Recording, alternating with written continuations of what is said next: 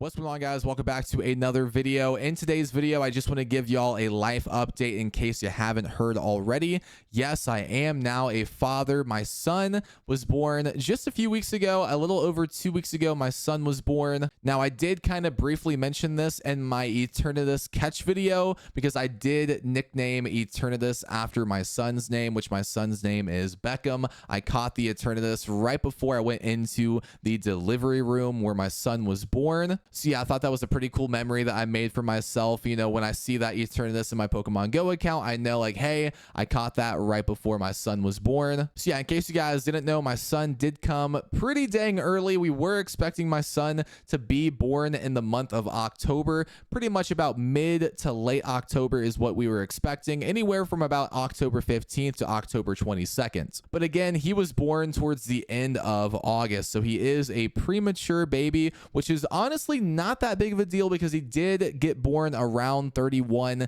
to 32 weeks. And the doctors did reassure us that, you know, at that time frame, there's really nothing too much to worry about. But of course, the baby will be in the NICU for quite a few weeks, possibly even a few months. So yeah, if you guys are wondering why I haven't really been too active on YouTube, especially with the live streams, that is why, because I'm visiting my son in the NICU at the hospital every single day for a lot of hours. And every single day when I visit my son, we always hope for a new milestone to be accomplished, such as gaining weight. Initially, he was on a CPAP machine, but he's not anymore, which I'm very happy about.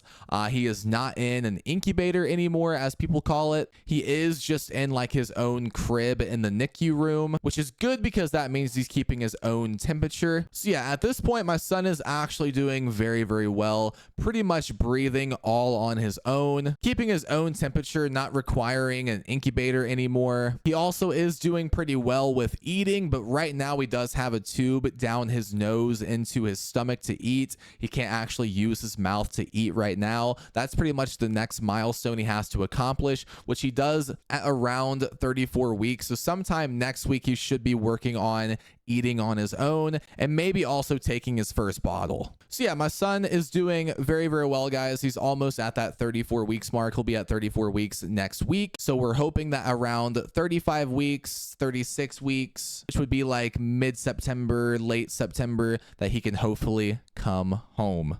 Now, if you guys are wondering why my son was delivered so early, it basically stemmed from a condition called preeclampsia that my wife had. So this is an issue that a lot of people I feel like don't know about, and I want to raise awareness for this issue. So preeclampsia is pretty much a pregnancy complication characterized by high blood pressure, also known as hypertension, and protein in the urine that develops after 20 weeks of gestation. Now, unfortunately, the exact cause of preeclampsia is unknown, but it is believed to be related to an abnormal implantation of the placenta in the uterine wall, which can lead to an imbalance in blood flow and damage to the mother's blood vessels, which the doctor did explain this same exact thing that Google is saying right here. Yeah, my wife was developing high blood pressure in late July when I was on vacation. We did notice that her blood pressure was around like 140 over high 80s, 140 over 90s, which is definitely pretty high, but not dangerously high. When it starts to get dangerous is when it's like 160 over 110. That's when doctors recommend you go to the ER immediately, which thankfully it never got that high in the month of July, but starting in mid-August, it was definitely creeping up there.